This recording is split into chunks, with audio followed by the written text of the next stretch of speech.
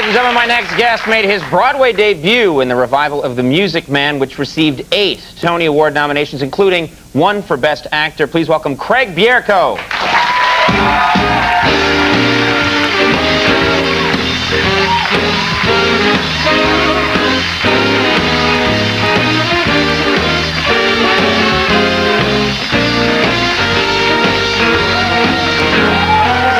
I am the last guest of the Richter era. That's true. I am your Bette Midler.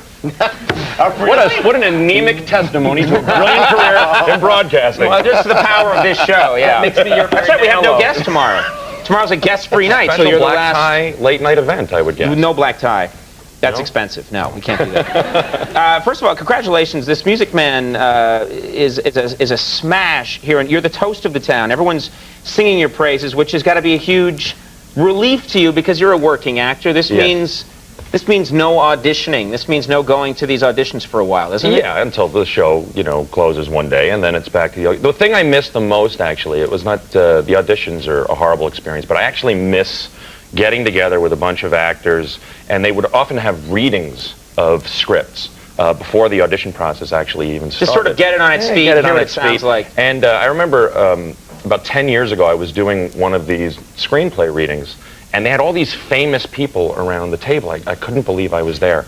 And the guy who was producing the movie had a very pronounced and disturbing speech impediment. I'd never heard anything like it. It was like Darth Vader by way of Raymond Burr trying to swallow peanut butter or something. It was And this guy got I saw that movie. Did you? So he got up and he was sort of explaining the point of the movie and how we can bring out the nuances of our character. And he was literally, I'm not exaggerating, his voice was like this. And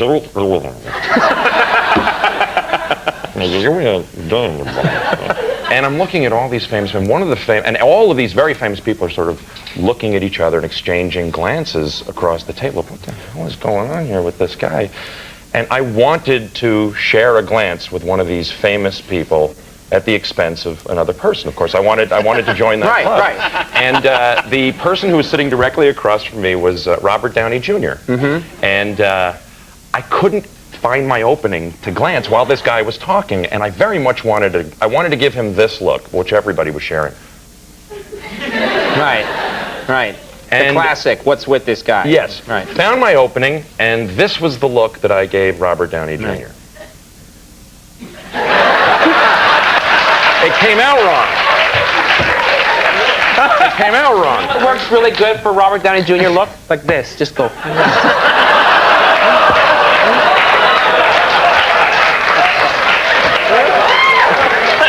When you come out of your show, it's straight to the top. I'm telling you. You have a kinetic and engaging energy.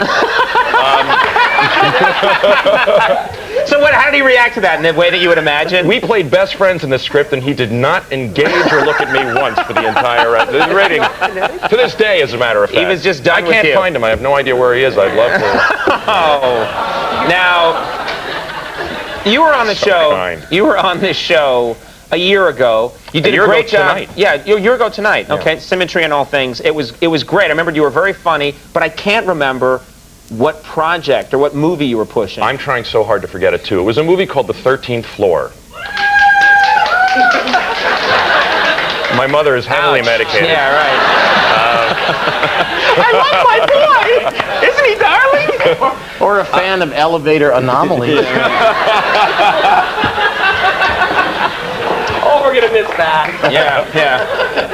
So what was the problem? I didn't see the movie. What was? Well, there wasn't a problem. It's actually a very fun movie, but it came out at a time when another movie that was very similar in plot came out called The Matrix. Maybe you guys have heard about The Matrix. Oh, and all my cousins. Yeah.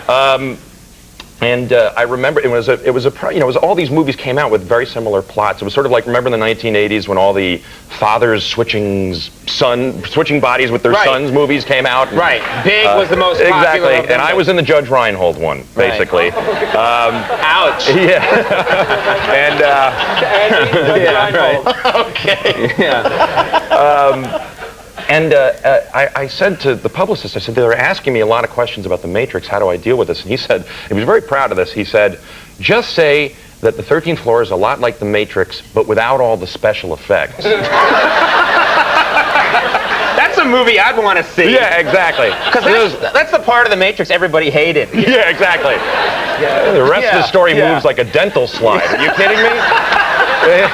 I want to see Keanu Reeves emote, not all this kick fighting in the air, dodging bullets. It's like saying it's like The Grapes of Wrath, but without all the traveling and the hoping. But it's very similar.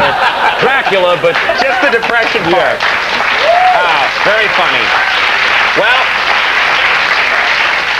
the Music Man, of course, now playing at the Neil Simon Theater in New York City. This thing is a huge smash, and everyone's saying you're the reason, which is very cool. Very kind. Good luck at the Tony Awards and all the other awards you've been nominated for. Craig, very funny stuff always. Thank you. Thanks for doing it. Craig Bierko, everybody. When we come back, They Might Be Giants will be here.